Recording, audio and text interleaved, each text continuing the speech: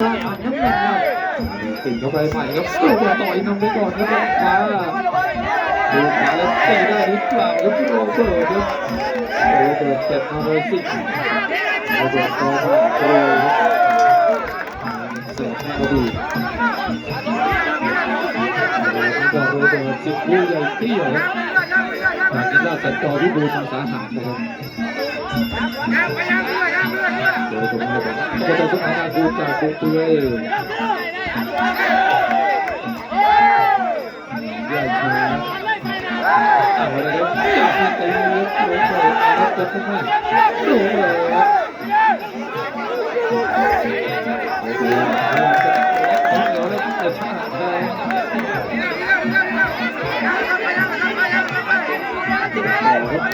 ตัวจับ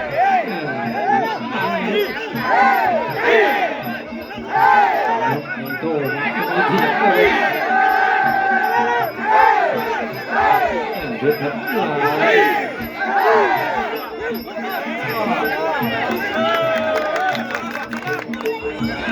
ได้เสียแล้วครับพี่น้องนักลงทุนทั้งหลายครับคู่นี้เล่นเลยครับยกมันไปครับยกกัน4 5 ยกมา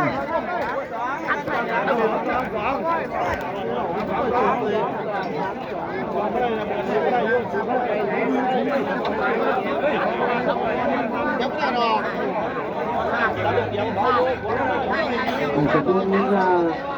คือที่ต้องตะวันกับพรเวทตัวเท่าไหร่คุณหมอต้องตะวันกับพรเวท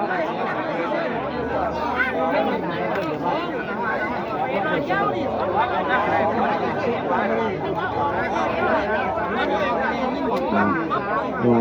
อบตสมหมายนะครับทีมงานฝั่งนั้น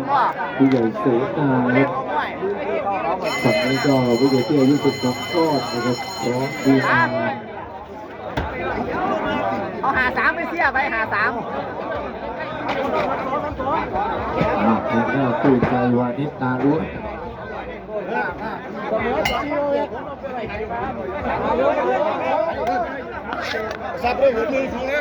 ยกถึงทางครับของจริงได้เห็นแล้วครับยกนี้มาดูว่าโรเบิร์ตสิทธิเดชเตี้ยครับเป็นพันล้านเกียรติทอฝันนับเงินงานใหญ่มากโอ้โหครับครับ13,000ยกจ้าต่อยหมัดนำไปก่อนครับแกงยังกันแล้ว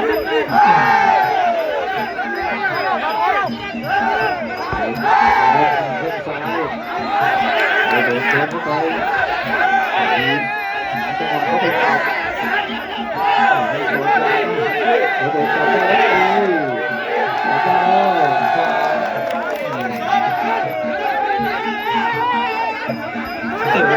ับโรเบิร์ตครับในเข่ากับทีมงานจับ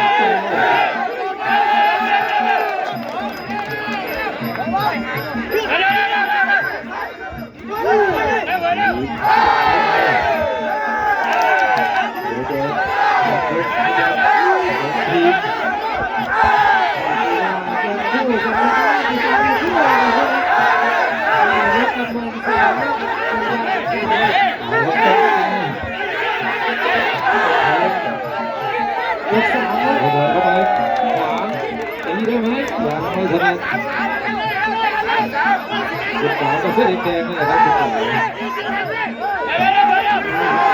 ขวา3 ยกขึ้นมาโอ้โหเด็ดพันล้าน13,000ก็ไปต่อครับโรเบิร์ตความหนักความแรงมาแล้วเดือดเด็ก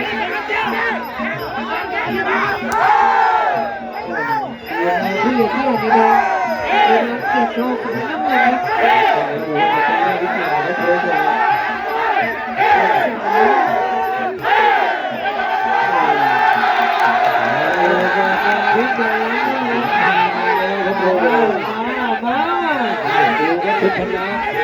ลุกไปแล้วจะหนีกันนะครับว่าลุกนี่ตัวแรกเปิด3โอ้โหดูบอลโอ้โหเดินจุ่มเข้าไปสอกแล้วเองโอ้โห ชี้แดงเอาแสงชี้น้ำเงินครับผมนะ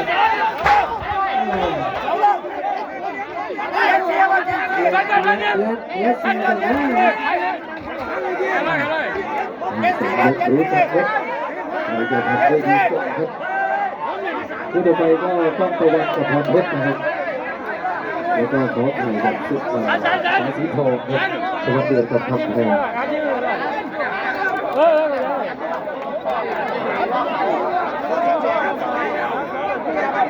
หลังจากสามผู้ผ่านไปก็อาจารย์วิจารณ์ก็แจ้งตู้ในของด้วยนะครับ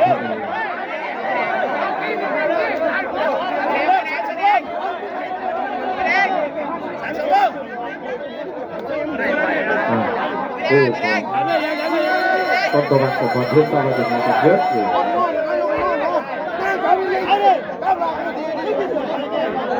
ครับต้องช็อปนะครับ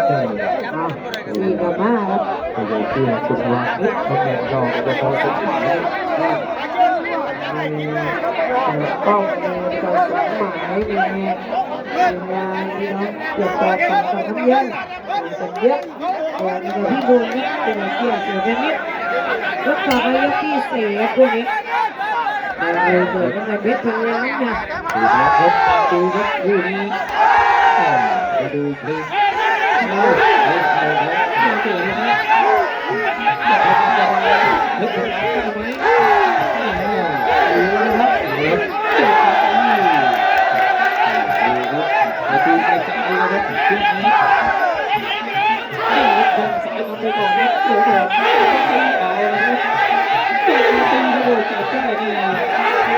ทุกคนจะไปไม่ถึงแล้วจั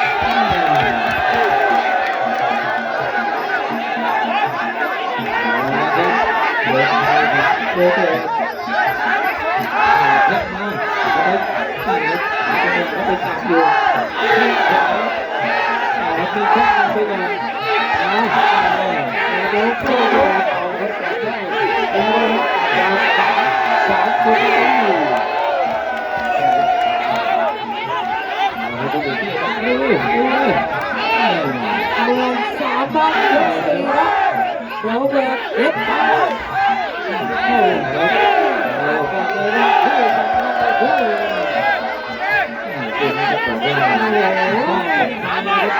นอกจากนี้ไปอยู่ในทีมนอกจากนี้ครับเดินต่อครับโรเบิร์ต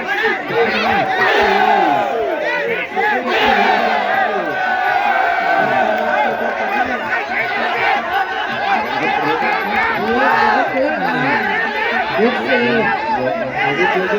จับเลย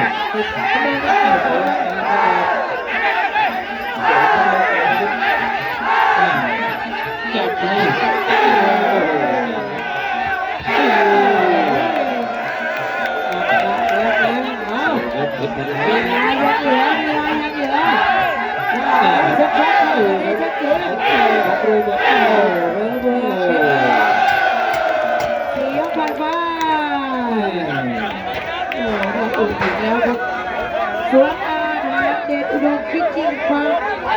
ระอุอีกแล้วครับนี่โอ้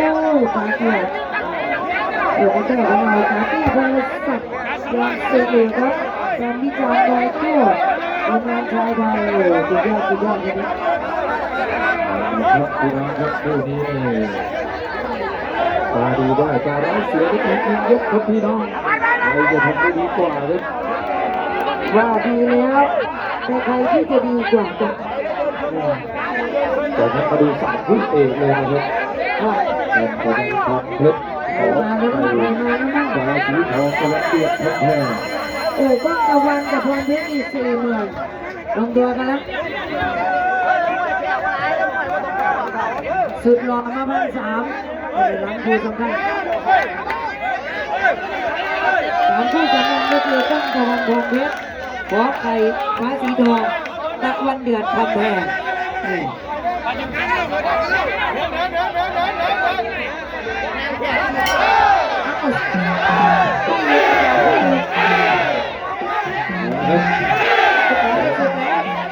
อ้โห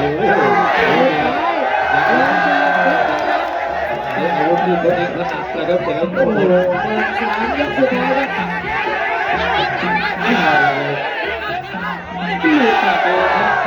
โอ้โหเลยจับได้นี่ต่อไปแล้วที่ตัวเองตัวนี้เข่าเลยครับโอ้โห ตัวแกก็ตัวแก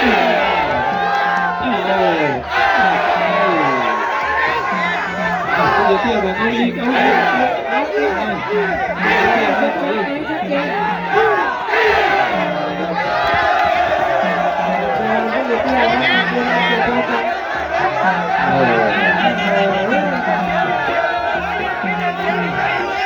บระเบียบไปจัดระเบียบไปจะได้ไม่ขบวน เดินต่อเลยครับเพชรพันล้านเดินไปอย่างเดียวนะครับโอ้มันจะเป็นอุปสรรคปัญหากับนักมวยอย่างนี้ล่ะ วันนี้ผมไม่ได้พักไปในตัวเหมือนกันนะให้กรรมการกดตัวให้ ตักเกลือต้องรักคนเลยเกลือบอกว่าต้องรักคนมันต้องจะไม่มีปัญหาเลย ให้ประชาชนหมายทำให้ใหม่ ไม่ได้เป็นปัญหากันนะด้วยอ้าวสุดท้ายสุดท้าย ผมเอาไปนี้เดี๋ยวจะทำให้ใหม่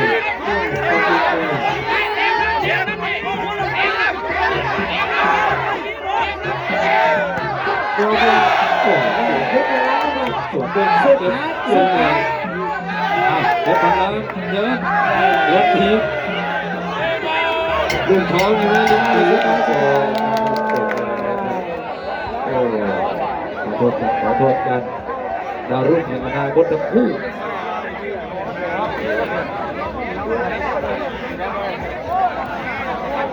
ไปที่โรเบิร์ตสิทธิ์ผู้ใหญ่ที่โอ้วันนี้ทำที่เป็นไงครับกบฏกฎหมาย